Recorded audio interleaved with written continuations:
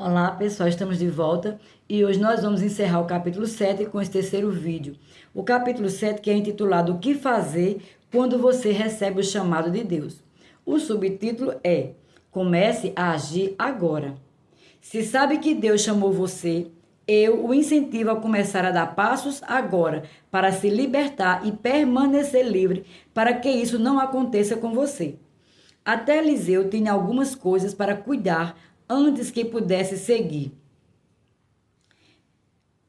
Quando Elias o chamou, ele disse: Deixe-me beijar meu pai e a minha mãe, e então te seguirei. 1 Reis, capítulo 19, verso 20.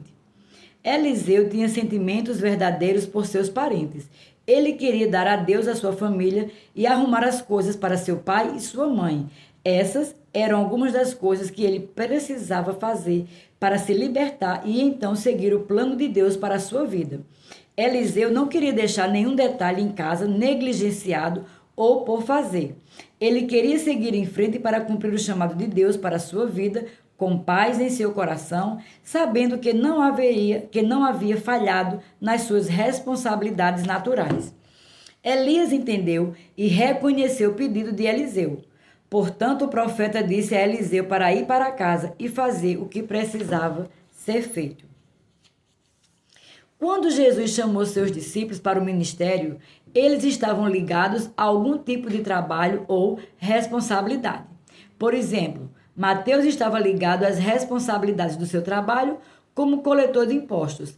Pedro estava ligado à responsabilidade de dirigir o seu negócio de pesca. Do mesmo modo, vemos que Eliseu estava ligado à sua junta de bois e ao seu negócio como agricultor quando o chamado de Deus chegou até ele. Para fazer o que Deus estava lhe pedindo, Eliseu teve de dar alguns passos para ficar livre, para ficar liberado das suas outras responsabilidades. Ele teve de colocar as suas questões pessoais em ordem para poder seguir a Deus. Os passos que Eliseu deu podem ser exatamente o que você também precisa dar. Quando estiver pronto, faça o que for preciso para garantir que nunca mais precise voltar. Eliseu foi para casa a fim de ver sua família antes de partir e seguir Elias.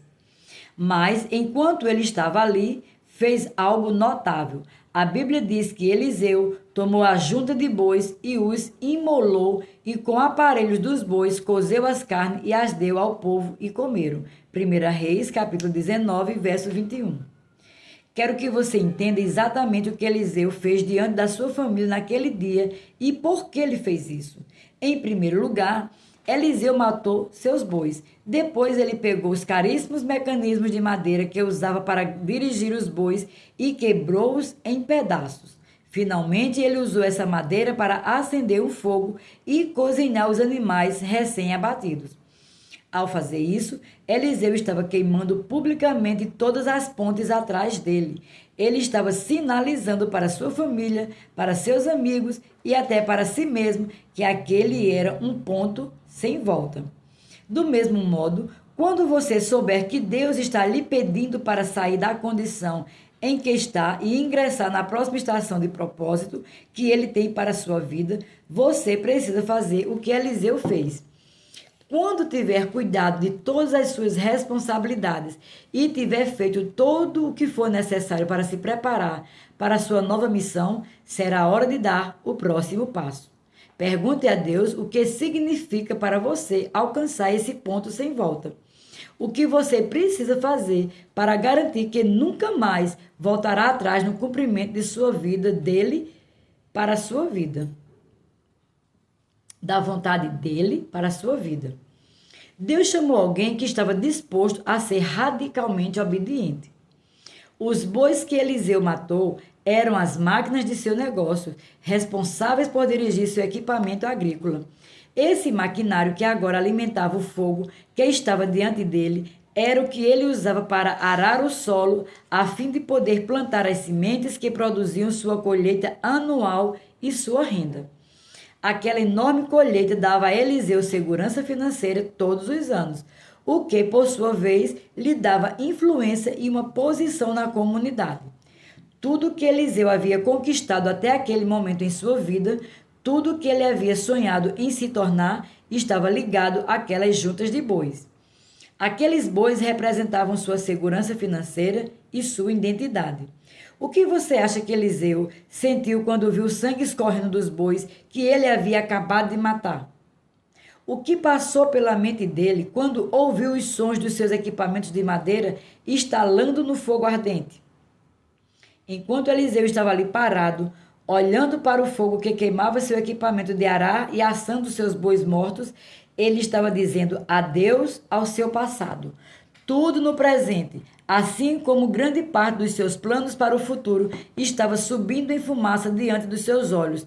Agora não havia mais volta. Estou certo de que o diabo deve ter atormentado a mente de Eliseu enquanto ele assistia a seu equipamento agrícola se transformando em cinzas e a carne dos bois assando no fogo que ardia diante dele, enquanto ele tirava a carne assada das chamas e a colocava em prantos para servir sua família. E principalmente quando ele levou o primeiro bocado de carne à boca para comer. Ele deve ter perguntado: Deus amado, o que foi que eu fiz? Mas aquela decisão era permanente. Não havia volta. Eliseu estava pronto para iniciar a obra que Deus o havia ordenado e ele a iniciou como servo do profeta Elias.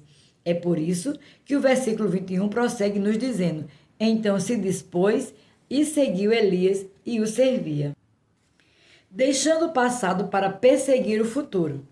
Uma vez que não havia nada para detê-lo agora, Eliseu voltou os olhos para o futuro. Em vez de sentir pena de si mesmo ou permitir que o diabo o atormentasse pelo que havia feito, ele se dispôs e seguiu a Elias e o servia. A essa altura, Elias havia seguido seu caminho, de modo que Eliseu teve de encontrá-lo. Uma vez que Elias estava constantemente em movimento, isso provavelmente exigiu que Eliseu procurasse pelo profeta para poder localizá-lo. Mas Eliseu havia decidido que não pararia até encontrar o homem de Deus e assumir seu lugar ao lado dele. É por isso que a Bíblia diz que Eliseu seguiu Elias. Do mesmo modo, você não pode esperar que seu chamado divino persiga você. Se você sabe que foi chamado e que é hora de ingressar nele, então precisa escolher ir atrás dele e persegui-lo com todo o coração. Apenas tentar fazer a vontade de Deus não funcionará. Você precisa dar 100% de si mesmo na busca do chamado divino ou certamente não terá sucesso. Elias tinha um caráter forte e enérgico. Estou certo de que ele e nem sempre era a pessoa mais fácil de lidar. Talvez ele não fosse o tipo de pessoa que dizia obrigado com muita frequência. Eu me pergunto se houve vezes em que Eliseu lamentou de trabalhar para Elias. Uma vez que Eliseu também era um homem de carne e osso, ele provavelmente teve momentos em que lamentou ter matado seus bois, queimado seu equipamento e ter ido trabalhar para um ingrato como Elias. Conhecendo as tendências da carne, estou certo de que Eliseu algumas vezes desejou poder voltar no tempo, mas era tarde demais. Ele havia investido muito para voltar atrás. Isso me lembra do tempo em que as pessoas estavam deixando Jesus por causa das verdades difíceis que ele lhes estava ensinando.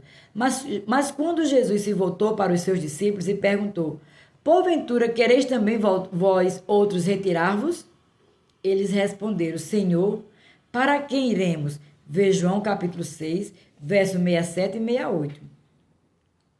Os discípulos de Jesus haviam andado com ele por um tempo demais para voltarem atrás, embora o projeto de Jesus tivesse lhes dado a oportunidade de fazer isso. Não permita que os julgos deste mundo roubem o seu sonho.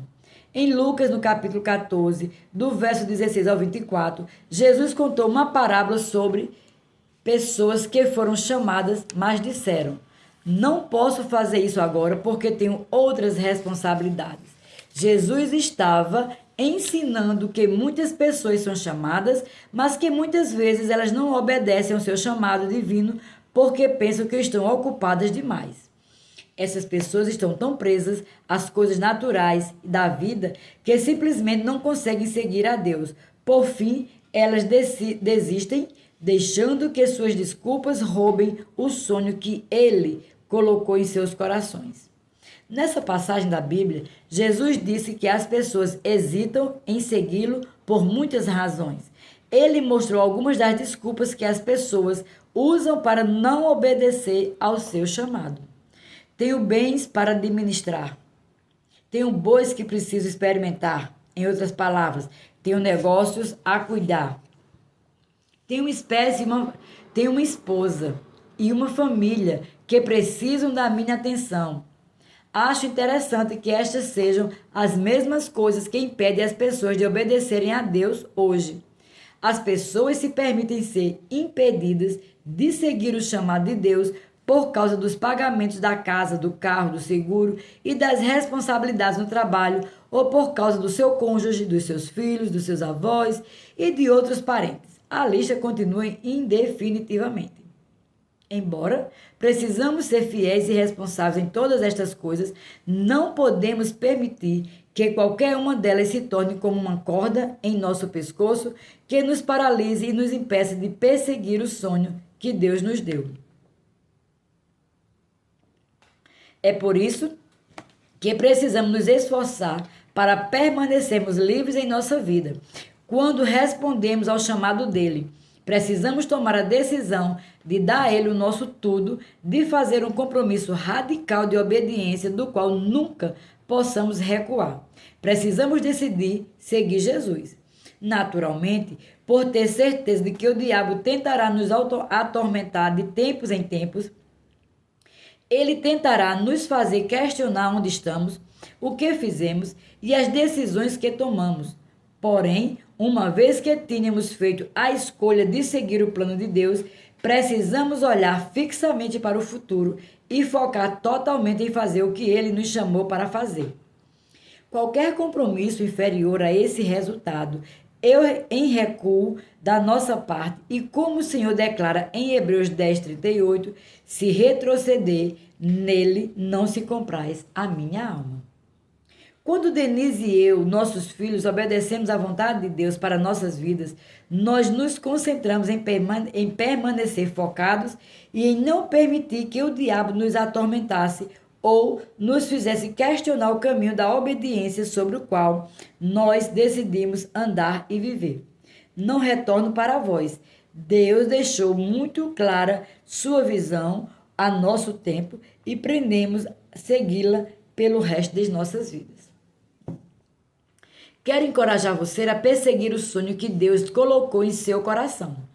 Se você precisar de tempo para se desprender das contas ou responsabilidades para poder obedecer, então inicie o projeto hoje.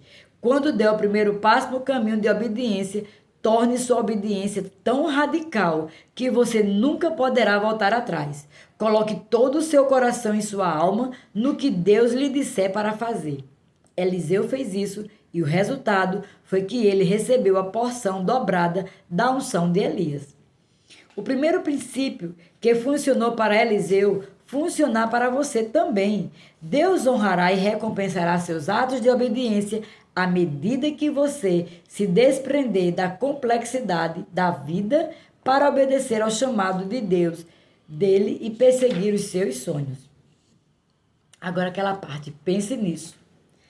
A frase "você não pode chegar lá do jeito que está agora" descreve como você se sente às vezes quando pensa no chamado de Deus para a sua vida. Seja realista ao identificar que obstáculos bloqueiam o seu caminho e anote-os. Eles podem ser vencidos, mas primeiro você precisa desenvolver uma estratégia. Ao lado de cada obstáculo que você listar, anote a solução para removê-lo. O resultado é o seu plano de ação, o que você precisa fazer ou que precisa crer com fé para que Deus faça. Quando você fizer sua parte, Deus garante a sua, que fará parte dele para ajudar você. O sangue do seu próprio filho já está em uma ação para garantir a vitória. Deus dá aos que usa ativamente o que possui. Ele sabe que a pessoa fiel e produtiva continuará a ser fiel e produtiva, e que a preguiça é a rota mais rápida para uma vida infrutífera. Deus não lhe dará mais se você for negligente ou desperdiça o que já tem. Portanto, examine honestamente as escolhas de seu estilo de vida e suas atitudes. Você é preguiçoso em alguma área de sua responsabilidade?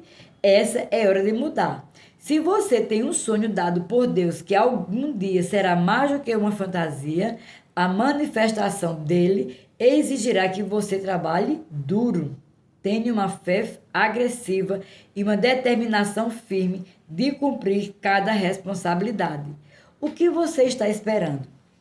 Concentre-se diante e trabalhe afinco para construir hábitos responsáveis que o preparam para a realização de seu sonho. Se a oportunidade da sua vida aparece hoje, você está preparado para aproveitá-la? Agora é hora de cultivar o caráter que irá prepará-lo para cumprir seu chamado. Um caráter fraco pode sabotar um grande sonho. Você está permitindo que algum hábito, passatempo, associação ou atitude retarde a sua preparação e o seu progresso? Seu momento divinamente ordenado chegará. Seus dons podem ajudá-lo a passar por uma porta e por mais que seu caráter permitirá que você permaneça no lugar de seu sonho onde ocupar. E aqui concluímos o capítulo 7. Até o próximo vídeo.